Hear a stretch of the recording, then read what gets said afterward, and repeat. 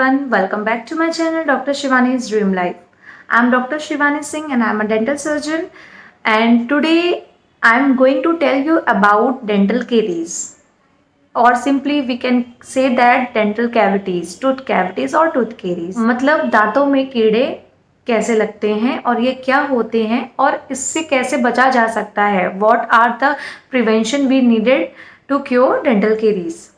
So without wasting time, let's get started. So firstly, we have to know about what are dental caries and what are the causes of dental caries.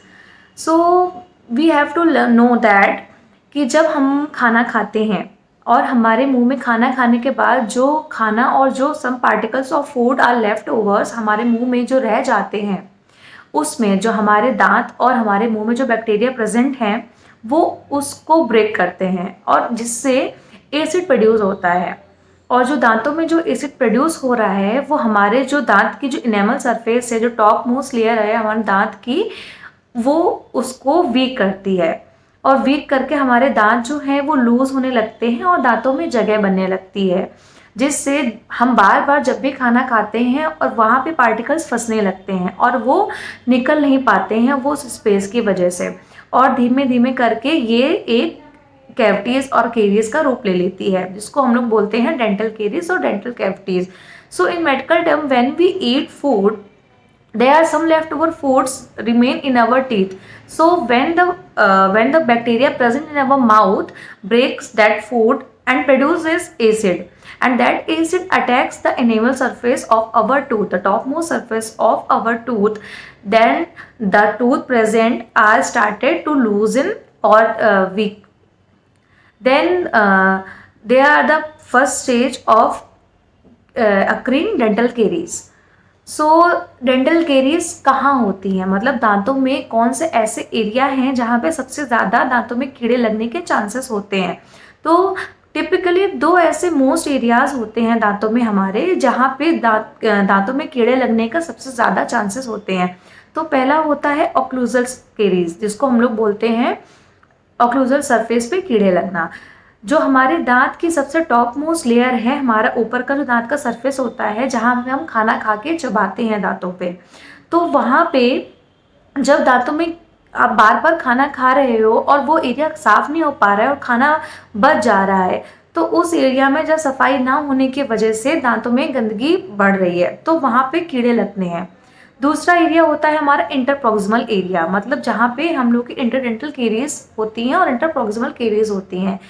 तो ये क्या होती है, जो दांतों के बीच में हमारे जो स्पेस होती है, दांतों में बीच में जो जगह है, वहाँ पे जब खाना हम लोग खा रहे हैं और बार बार खाना फंस रहा है, तो वहाँ से हमारे दांत लूज होने लग रहे हैं और वीक हो रहे हैं, तो और स्पेस प्रोड्यूस हो रहा है वहाँ पे. तो जो स्पेस बन रही है वहाँ पे खाना फंस रहा है और आप ब्रश करने के बाद उसको आप निकाल नहीं पा रहे हो, तो वहाँ पे वो खाना फंस के बार बार वहाँ पे कीड़े लग रहे हैं, जिससे मतलब आप कैविटीज बोल रहे हो, वहाँ पे इंटरप्रॉक्सिमल केरीज बन रही हैं.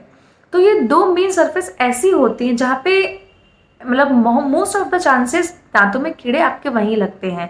आप इन्हें कैसे पहचान सकते हैं, तो इन्हें पहचानने के लिए आपके सिम्टम्स ये हैं कि आपके दांतों में काले काले दांत में आपको पिट जैसे होल्स दिखने लगेंगे. जब आप खाना खाओगे तो आपके वहाँ पे दर्द स्टार्ट हो जाएगा, आपको सेंसिटिविटी होने लगेगी दांतों में. ठंडा खाना या गर्म कोई चीज़ आप खा रहे हो तो दांतों में अचानक से बहुत ही झंझनाहट होगी या आपके दांतों में बहुत दर्द होगा. आप कोई चीज़ काट रहे हो या चबा रहे हो तो आपके दांत हल्के से लूज होंगे या आपके दांत हल्के से प्रेस होने लगेंगे, या आपके मुंह में हल्की सी स्वेलिंग आने लगेगी गम्स में, या ब्रश करते वक्त खून निकल रहा है, या आप स्पिट कर रहे हो तो आपके मुंह से खून निकलने लग रहा है. तो ये आपकी सिम्टम्स हैं आपको ये बताने के लिए कि आपके दांतों में कीड़े लग रहे हैं या दांत आपकी किसी वजह से खराब हो रहे हैं या लूज हो रहे हैं या उसमें कोई डिजीज या कोई प्रॉब्लम आने के चांसेस हो गए हैं. So now we have to learn about what are the treatments we needed. अगर हमारे दांतों में कीड़े लग चुके हैं तो हम उसे कैसे ट्रीट कर सकते हैं. तो ट्रीटमेंट हमारे दांतों में डेंटल केरीज के कई तरह से होते हैं, बट बेसिकली मेन जो सबसे ज़्यादा ट्रीटमेंट होता है दांत में अगर कीड़े लग गए हैं तो आप उसको कैसे क्योर करोगे और अपने दांत को कैसे बचाओगे. तो 3-4 तरह से होते हैं, जिसमें पहला आता है फिलिंग करना. मोस्ट ऑफ द ट्रीटमेंट जो है हमारे दांतों में जो कीड़े लग रहे हैं वो फिलिंग करने से ठीक हो जाते हैं. अब फिलिंग क्या होती है, फिलिंग होती है कि आपके दांत जो हैं, जहाँ पे कीड़ा लगा हुआ है उस एरिया को हम साफ करते हैं। पूरा जो जितने भी कीड़े लगे हैं, जितना भी केरीज है, कैविटीज़ हैं, उसको हम रिमूव करते हैं। और उसको रिमूव करने के बाद वहाँ पे टूथ आपके जो मटेरियल है उसको फिल करते हैं, जिससे आपके टूथ सरफेस क्लीन हो जाता है। और दांतों में जहाँ कीड़े लगे होते हैं वो एरिया साफ होने के बाद प्रॉपर उसमें हम मटेरियल फिल करते हैं, जिससे आपका दांत बच सकता है। दूसरा आता है क्राउन लगना। अगर आपका दांत पूरी तरह से खराब हो चुका है और उसमें दर्द बहुत ज़्यादा बढ़ गया है, आप उसको फिलिंग करके ठीक नहीं कर पा रहे हैं और उसको नहीं किया जा सकता है, तो फिर आप उसका सेकंड ऑप्शन आएगा, हम उस पर क्राउन लगाते हैं। क्राउन लगा के अगर आप क्राउन कब लगता है, फिलिंग के बाद भी लग सकता है और विदाउट फिलिंग भी आपके दांत को हम क्राउन से सेव कर सकते हैं। बट ये बहुत ज़्यादा दांत जब खराब है तब आप क्राउन का यूज़ करते हैं। थर्ड ऑप्शन आता है root canal treatment. Root canal आजकल सबसे ज़्यादा दांतों की जो समस्या है उसमें रूट कैनाल ट्रीटमेंट बहुत ज़्यादा नेसेसरी होता है, क्योंकि अगर आपके टूथ में सेंसिटिविटी है या पेन है तो आपका दांत खराब हो चुका है। ये स्टेज तभी आती है जब आपके दांत में कीड़े लग चुके होते हैं या दांत आपका मतलब किसी भी बीमारी से मतलब उसमें कोई भी प्रॉब्लम आ चुकी है। तो रूट कैनाल ट्रीटमेंट क्या होता है? रूट कैनाल ट्रीटमेंट में शॉर्ट में आपको बताऊंगी कि आपके जो दांत है, जो दांत आपका खराब है उस एरिया, उसके जो नसें हैं उसका इलाज होता है। तो दांतों की नसों को हम निकाल के रिमूव करते हैं और जिससे आपका टूथ है जो नॉन मोटाइल है वो डेड हो जाता है, तो आपके दांत में दर्द नहीं रहता है। उससे आपके दांत में दर्द नहीं रहेगा तो आपके दांतों में कीड़े नहीं लगेंगे। तो वो उस एरिया को हम साफ करते हैं, पूरे दांतों की नसों को साफ करते हैं और दांतों की नसों का इलाज करने के बाद उसमें फिलिंग करते हैं एंड देन क्राउन लगाते हैं, जिससे आपका दांत है वो बच जाता है और आपको उसको रिमूव नहीं करना पड़ता है और उसमें कीरीज लगने के चांसेस कम हो जाते हैं। फिर अगर ये सब चीज़ें भी नहीं होती हैं तो नेक्स्ट ऑप्शन आपके पास सिर्फ एक बचता है, एक्सट्रैक्शन, दांत निकालना। दांत निकालने की कई वजह होती है, जैसे आपका दांत पूरी तरह से सड़ चुका हो और वो क्राउन लग के या फिलिंग होके या चेटे होके ठीक नहीं हो सकता है, तो आपके चांसेस सिर्फ जाते हैं दांत निकालने के लिए। तो दांत निकालने के बाद आपका वो एरिया वहाँ से हट जाता है और आपके जो टूथ हैं वो उस एरिया को कवर कर लेते हैं और आपके वहाँ पे जो जितने भी गंदगी थी, जितने भी कीड़े लगे थे वो हट जाते हैं और आपका दांत रिमूव करना लास्ट ऑप्शन बचता है।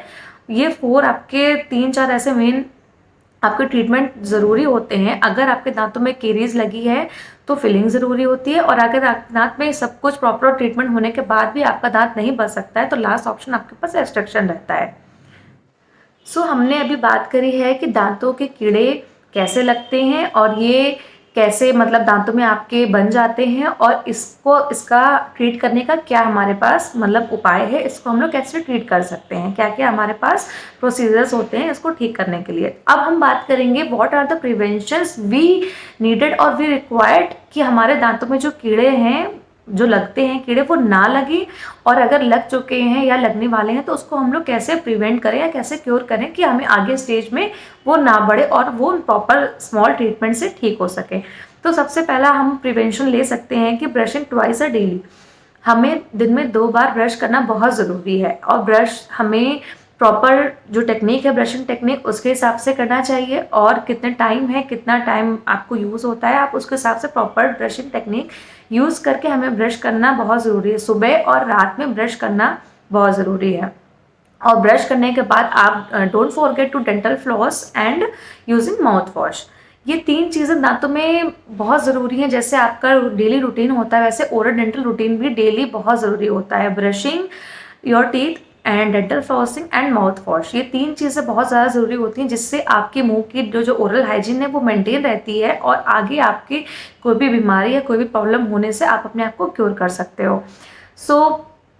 अगर आप और नेक्स्ट ऑप्शन आपके पास होता है, बहुत सारे आज के टाइम पे मतलब इलेक्ट्रिक टूथब्रशेस वगैरह या मैनुअल टूथब्रशेस अवेलेबल हैं, तो आप उनको यूज़ अगर कर रहे हैं तो आप उनको टाइम टू टाइम चेंज ज़रूर करें, जिससे आपकी हाइजीन भी मेंटेन रहे और आपके टूथ का ब्रशिंग में जो इफेक्ट है वो भी आपके दांतों में बना रहे। तो आप उसके लिए टूथ को यूज़ करने के लिए टूथब्रश आपको हर 3 मंथ्स में चेंज करना होता है। बेसिकली आप 2 to 3 मंथ्स में आप वैसे भी अपने दांत जो टूथब्रश है आपका उसको चेंज करिए। एंड थर्ड है आपका कि आप जो टूथब्रश चूज़ कर रहे हैं वो सॉफ्ट ब्रिसल वाला चूज़ करें एंड देन उसका ऐसा मोशन हो जिससे आपके दांत का जो लास्ट सरफेस भी है, लास्ट टूथ तक आपका दांत जो टूथब्रश है वो कवर कर रहा हो। और जो माउथ वॉश आप यूज़ कर रहे हैं, नेक्स्ट है कि आप fluoride base, alcohol base mouth wash ज़रूर यूज़ करें। एंड देन ऑल्सो अगर आप ये सब चीज़ें कर रहे हैं और साथ में अगर आप होम रेमेडीज़ भी यूज़ कर रहे हैं, तो आपको गर्म पानी में नमक डाल के कुल्ला करना बहुत ज़रूरी है। Warm saline rinses is must. अगर आपके दांत में कोई कीड़े लगे हैं या आपके मुंह में बदबू आ रही है या आपके मुंह में कोई भी ओरल डेंटल प्रॉब्लम्स अवेलेबल हैं, तो आप मतलब होम रेमेडीज़ को आप लेके अगर करना चाहते हैं, प्रॉपर ट्रीटमेंट आपको नहीं मिल पा रहा है एट रैंडम, तो आपको वार्म सलाइन रिंसेस बहुत ज़्यादा इफेक्ट करता है। और आपके साथ में आपको मेडिकेशन भी लेनी चाहिए। आप अपने डॉक्टर या अपने डेंटिस्ट से आप इसके बारे में बात करके कि अपना अपॉइंटमेंट लेके अपना चेकअप ज़रूर करवाएं। और आप अपने जो आपको डेंटिस्ट आपको मेडिसिन प्रोवाइड करता है और जो भी आपको प्रिकॉशन लेने के लिए एडवाइस करेगा, वो आपको प्रॉपर लेना पड़ेगा। और ये चीज़ बहुत ज़रूरी है, बी श्योर टू मतलब अपने डेंटिस्ट के पास रेगुलर मंथली फॉलोअप और चेकअप के लिए आपको रेगुलर जाना बहुत ज़रूरी है। अगर आप स्किप करते हो या आप कोई ट्रीटमेंट चला रहे हैं और आप उसको स्किप कर दे रहे हैं, तो वो आगे जाके कम नहीं होगा और ज़्यादा बढ़ेगा और नेक्स्ट टूथ में भी वो प्रेजेंट हो जाएगा। इसलिए हर महीने अपने डेंटिस्ट के पास रेगुलर डेंटल चेकअप के लिए बहुत ज़रूरी है जाना। और आप जिससे आपको और जो बीमारियां आपके दांतों में होने वाली है उसके बारे में भी पता चलेगा और आपके जो प्रिवेंशन और आपको जो ट्रीटमेंट लेना है वो भी टाइम टू टाइम होने लगेगा। So this is the information about dental caries and what are the signs and symptoms of dental caries and how we can cure it and by doing treatment and how we prevent it by using home remedies or any dental daily routine by toothbrushing, dental flossing or warm saline rinses or taking medication. So hope this information help you a little bit and I am glad happy to share all my knowledge with you so that you can get enough time to do your dental hygiene maintenance. So फिर हम next time मिलेंगे एक new informative video के साथ। Till then take care, goodbye, thank you.